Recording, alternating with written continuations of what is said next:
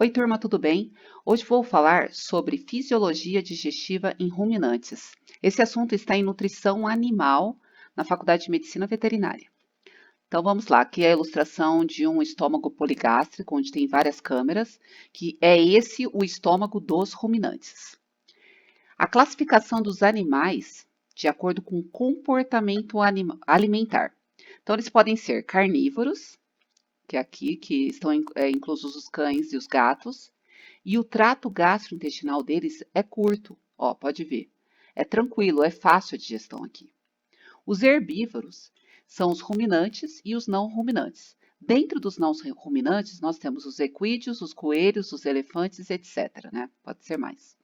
E, nesse caso, o trato gastrointestinal, o TGI, é longo, porque ele precisa, como ele vai se alimentar de muita fibra, a maioria é fibra, né?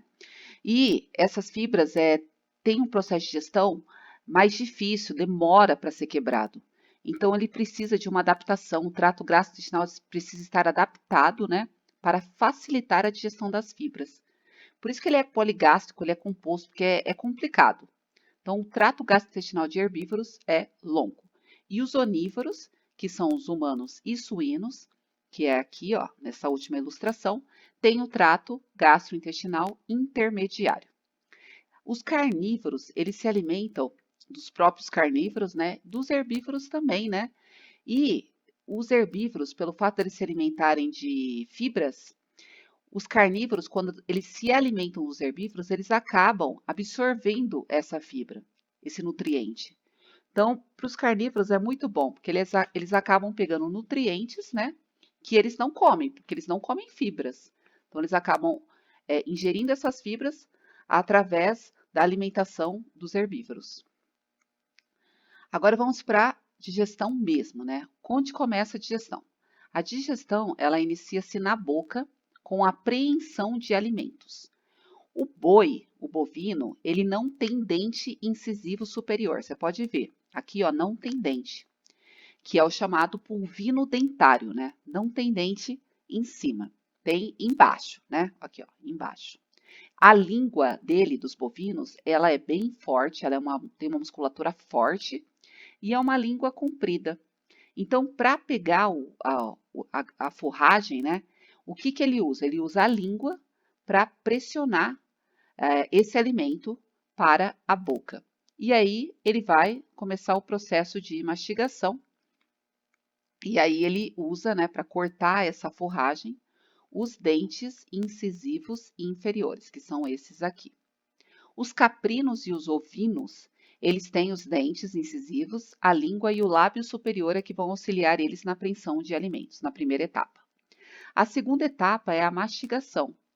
A mastigação, né, é o primeiro ato de mastigar, né, vai auxiliar aí no primeiro ato de mastigação, que é a mandíbula, a língua e a bochecha. Essas vão auxiliar, né, para quebrar o alimento. Então, vai ter a quebra dessas partículas alimentares. Por isso que aqui eu coloquei trituração. Vai quebrar de partículas maiores para partículas menores. E muito importante também, não poderia deixar de falar, é a secreção salivar, que ela vai, graças à saliva, tem várias glândulas que eu já vou falar, secretam essa saliva, e essa saliva ela vai umedecer o bolo alimentar e vai lubrificar. Essa lubrificação auxilia muito no processo de deglutição. E ela vai digerir parcialmente o alimento. Lembrando que aqui existem duas fases de mastigação. A primeira é rápida, que é essa que eu estou falando, e a segunda ela é mais devagar, que aí já é o processo de ruminação mesmo. Então, tem uma digestão parcial dos alimentos. Bom, e aí depois de mastigar, esse bolo alimentar vai ficar moldado para ocorrer a deglutição. E ele tem que ser moldado pela saliva para que ocorra essa deglutição também. Agora aqui, glândulas salivares. As glândulas salivares, elas são as que secretam a saliva, tá? Elas são secretoras, tem as células lá que secretam e elas eliminam a saliva.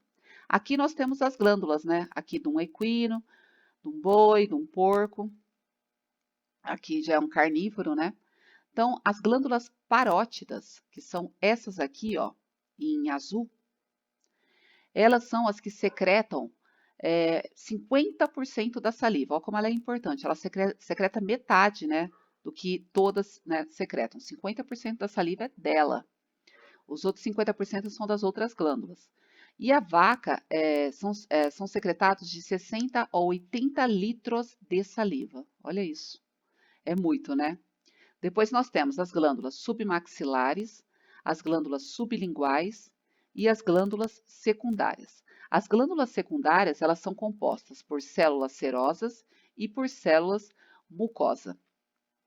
A saliva do bovino, ela é alcalina. Então, é um pH, né, para cima, né?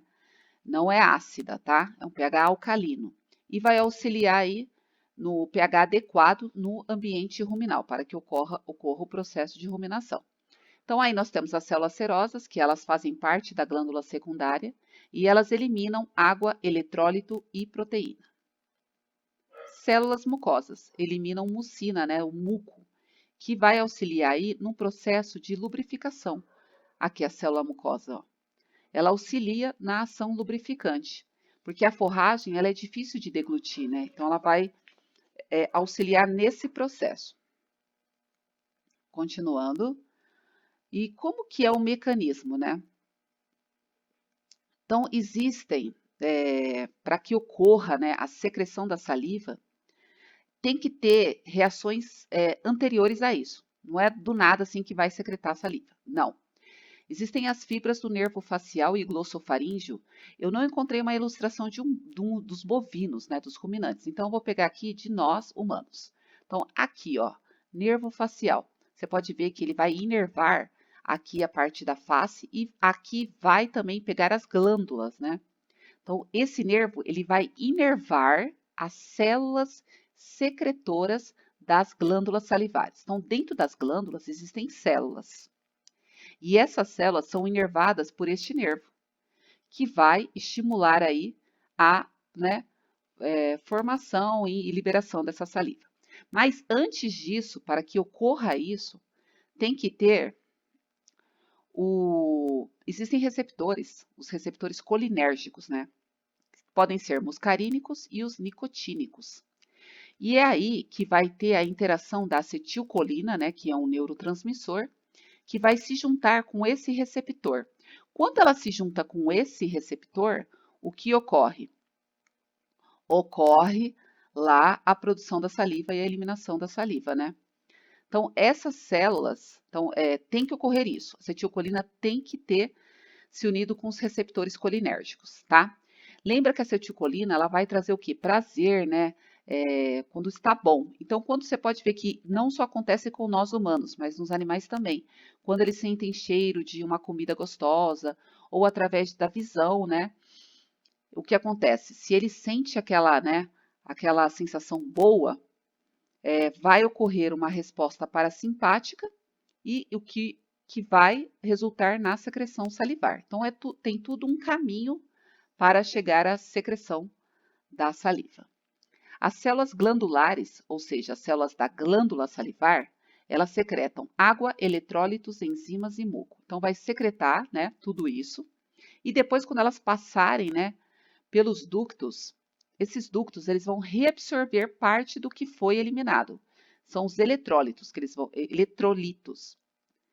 Eles vão pegar o sódio e o cloreto, né, do que foi produzido por essas células, e o produto final de tudo isso vai ser a saliva, tá? E nessa saliva, na saliva do bovino, existe a lipase salivar. Lipase salivar tem na saliva do bovino. Quais são as funções da saliva? Então, como eu já falei, ela vai umedecer o bolo alimentar, vai lubrificar os alimentos que vão auxiliar no processo de deglutição. Ela vai moldar esse bolo alimentar para que ele seja deglutido. Porque não é assim, ó, o animal vai, começa a mastigar e passa para dentro. Não. Ela vai ser moldada e aí sim ela vai ser deglutida. Tem a lisocima. A lisocima é essa enzima aqui, é uma enzima antibacteriana. Então, ela vai controlar, né, as bactérias que estão na saliva e ela vai digerir a parede celular das bactérias, dessas bactérias. Então, é um tipo de controle dessas bactérias. E também a saliva, ela vai fornecer micronutrientes aos micro-organismos do rumen. O rumen é o primeiro compartimento, né? Entre aqui o esôfago tem o rumen. Então, você pode ver que nós acabamos engolindo saliva também. Então, quando o boi ele engole a saliva, essa saliva ela vai ser a comida, né? Para o micro-organismo que está trabalhando lá, que vai fazer o processo enfim, vai auxiliar aí no processo de digestão. E aí é que entra um processo chamado simbiose, que é o micro-organismo, ele vive no bovino que está lá no rumen, né? E o boi, ele dá abrigo para esse rumen, uma casa, né, para esse rumen, para esse micro-organismo, ele fala, pode ficar aí que eu te dou um pH bom, pH que você precisa para sobreviver, né? Enfim, ele dá todas as condições adequadas para esse micro-organismo viver lá e trabalhar bem. E o micro-organismo, o que ele faz? Ele vai vai produzir ácidos graxos voláteis que vai fornecer como energia, como substrato energético para o boi. Então, os dois trocam benefícios e eles vivem juntos e são espécies diferentes. Por isso que é o processo chamado simbiose. Ele tem uma propriedade anti-espumante, tá? A saliva dos ruminantes, ele não tem alfa-amilase, que tem mais em mamíferos e fungos, que é uma enzima que vai cortar, tipo um polissacarídeo, né? Em fragmentos menores. Isso tem muito em mamíferos, fungos e bactérias. Aqui em ruminantes não tem. Ele tem o pH alcalino e bom, e é isso aí. Esse pH alcalino, que é acima de 8, aqui no caso dos ruminantes, vai auxiliar aí no tamponamento do pH ruminal e vai manter com isso um ambiente adequado para os micro-organismos viverem. Como eu já tinha falado, né? O pH alcalino para os micro-organismos é super importante. A deglutição ela é dividida em duas fases, a fase voluntária e a fase involuntária. Aqui nós temos a língua, que não é um ruminante, né, mas foi o que eu encontrei e dá para ilustrar tranquilamente. Lembra que a língua ela é bem forte, ela tem uma musculatura forte e ela auxilia na apreensão do alimento. Então, ela vai prensar o alimento porque ele não tem dente incisivo superior. Ele só tem inferior que vai auxiliar na trituração. Então, ele pega o alimento, vai formar o bolo alimentar, através das glândulas salivares, auxiliam na lubrificação. E depois disso, ele vai empurrar para a faringe e para o esôfago, porque ele tem que ir lá para o estômago composto dele, né? Então, aconteceu tudo aqui, ele tem que ir para lá. Então, ele é empurrado para a faringe e para o esôfago. Depois tem a fase involuntária. Então, o que acontece? Para que esse bolo alimentar ingresse para o esôfago, a respiração ela tem que parar momentaneamente. E aí entra a epiglote. Aqui nós temos a epiglote, ó. Aqui, ó, epiglote. Ela vai fechar, tá? Ela fecha para que o bolo alimentar não vá para a parte respiratória, tá? Para que aqui, ó, ela vai fechar para quê? Para que não venha aqui, ó. Porque se vier aqui, o animal ele pode se asfixiar, se engasgar. Então, tem isso também, a parte involuntária, né? Para que não tenha esse problema, né? Para que ela vá para o esôfago. E existe a onda peristáltica, né? O processo de peristaltismo que vai fazer com que o bolo alimentar se movimente para a abertura do esôfago. Aqui nós temos o esôfago. E aí, o esôfago, ele é dividido em esfíncter esofágico superior, que é essa parte aqui. Depois nós temos o corpo esofágico. E depois lá embaixo nós temos o esfíncter esofágico inferior. O músculo tem muita fibra muscular, tá? Ele é composto de fibras musculares em sua parede. Então, o bolo alimentar, ele chega lá no esôfago, certo? Chegou no esôfago. Aí, o que acontece? Existem estruturas musculares que vão regular a passagem através do lúmen, que é esse esfíncter, né, que eu acabei de falar. Ele vai ver, ele é que vai decidir se vai entrar o alimento para continuar indo para o esôfago, ou se não, ou se vai ocorrer um refluxo, porque se o alimento não entra, ele volta novamente. Então, entrou na boca, ocorreu o bolo alimentar, papapá, veio para cá. Fechou aqui para não entrar na parte respiratória. Então, o que acontece? Chegou, aí, caso estiver contraído o esfíncter esofágico superior, o alimento retorna para a boca, tá? É o refluxo. Caso ele estiver relaxado, ele não estiver contraído, o bolo alimentar ele entra e aqui ocorre os movimentos peristálticos pelo esôfago até chegar no esfíncter esofágico inferior. Olha aqui. Caso estiver contraído, ele retorna novamente, ele sobe tudo, ocorre um processo de refluxo.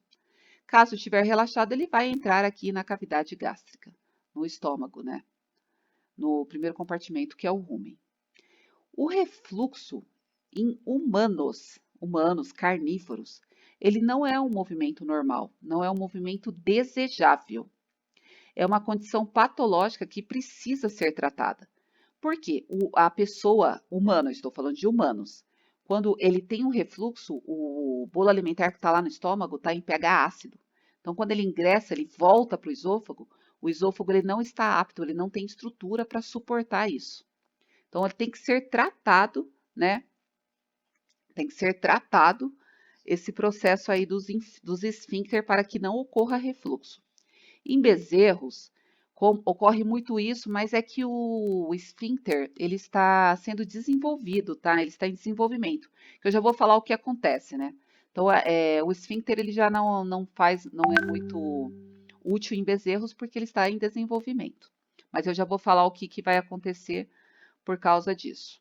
Agora, em adultos, o que ocorre, né, por causa do refluxo, é uma ineficiência da musculatura, né? Tem alguma ineficiência da musculatura do esfíncter e por isso que ocorre o refluxo. Isso em humanos, né?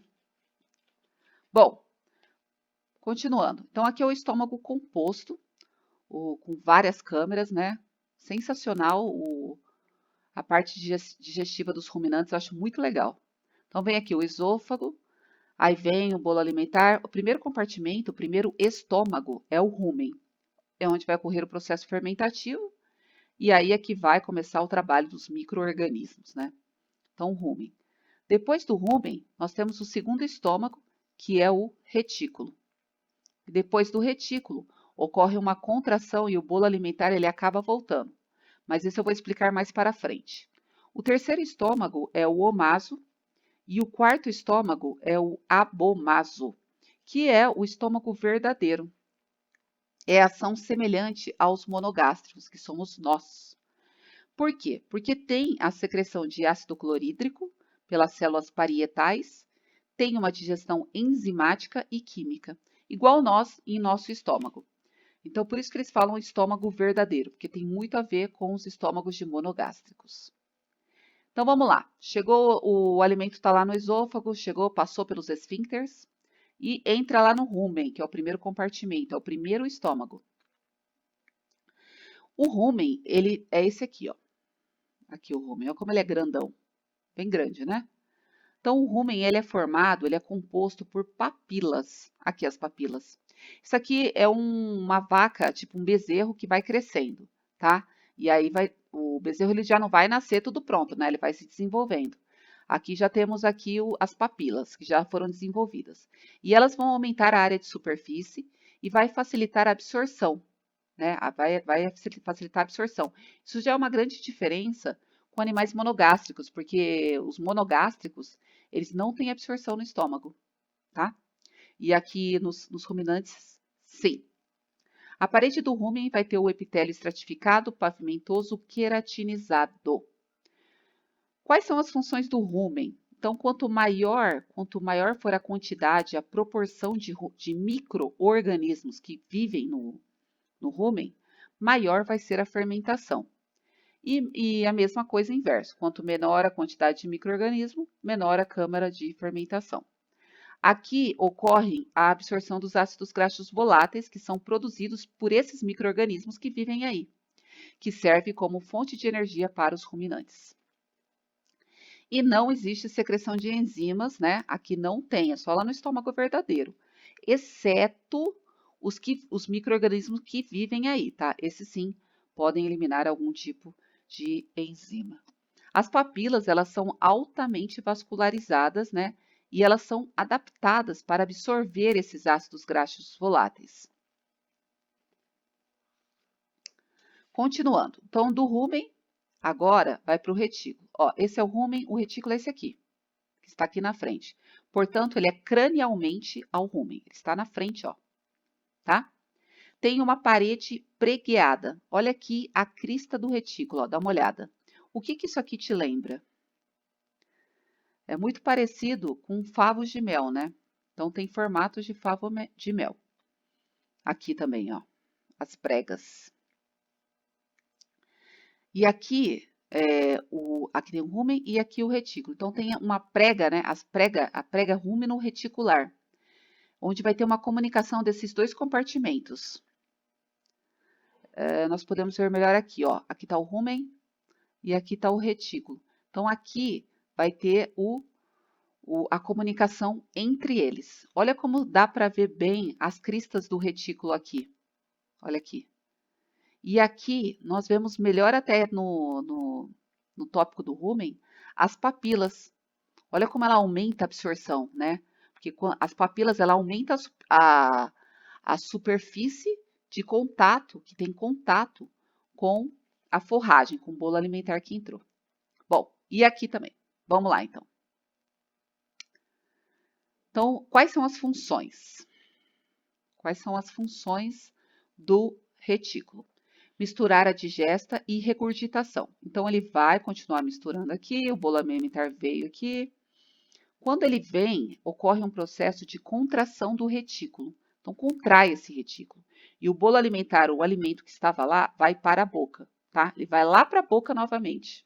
Isso é importante. E aí ocorre o segundo ato, o segundo processo da mastigação, que aí é a ruminação, né, que eles falam. Não há secreção de enzimas, exceto de micro-organismo, isso é igual lá do rumen. E aqui também tem a fermentação, né? Essas cristas, elas auxiliam muito na seleção de partículas que vão para o terceiro estômago, que nós vamos falar agora, que é o omaso. O omaso, ele tem um aspecto folhoso, ó, parece que tá cheio de folha. São as pregas delgadas, né? E elas auxiliam no processo de maceramento do alimento. Por quê? Porque vai ocorrer uma contração da musculatura, então vai pressionar o alimento que está aqui dentro, está por aqui. Pressiona, aperta tudo.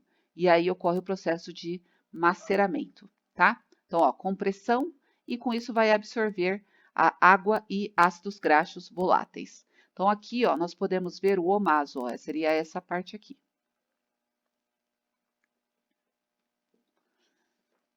Para finalizar aqui, o abomaso, que é o estômago verdadeiro. Ó, o abomaso é esse aqui, ó. Daqui ele vai para o intestino, tá? Chegou aqui, vai para o intestino. E, bom, é uma mucosa lisa. Você pode ver, ó, como ela é lisa aqui, tá? Com pregas, tem essas pregas, mas ela é lisa, lisa, lisa. E ela é muito parecida, ela é muito semelhante com o estômago de monogástricos, por isso que ela é falado verdadeiro. Eu peguei aqui um estômago monogástrico, tá? Que só tem esse compartimento. É muito semelhante, porque as regiões são a mesma. É cárdia, tem aqui o corpo, né? Tem a parte fúndica, o fundo, e tem a parte pilórica, que seria mais ou menos por aqui. Quais são as funções do abomaso? Como ele é um estômago verdadeiro, ele vai secretar muita enzima. Aí tem um processo enzimático que não teve esse processo nos compartimentos anteriores. Então, ele vai secretar ácido clorídrico, pepsina, que é uma enzima proteolítica, ou seja, ela vai auxiliar na quebra da proteína, e a lisozima também vai estar aí no abomaso. Certo? Bom, então é por aqui essa aula. Na próxima aula, que tem mais uma aula sobre fisiologia, que aí nós vamos falar dos intestinos, tá? Como que também é a relação do bezerro, como eu falei, que ocorre, como está tendo um desenvolvimento da parte do esofágico, né? o esfíncter esofágico, aí nós temos a goteira, mas eu vou falar depois na próxima aula, tá? Que nós vamos estudar. Aí vamos estudar intestino delgado, intestino grosso, para finalizar esse processo. Já foram 25 minutos de vídeo, vai ficar muito extenso, tá bom?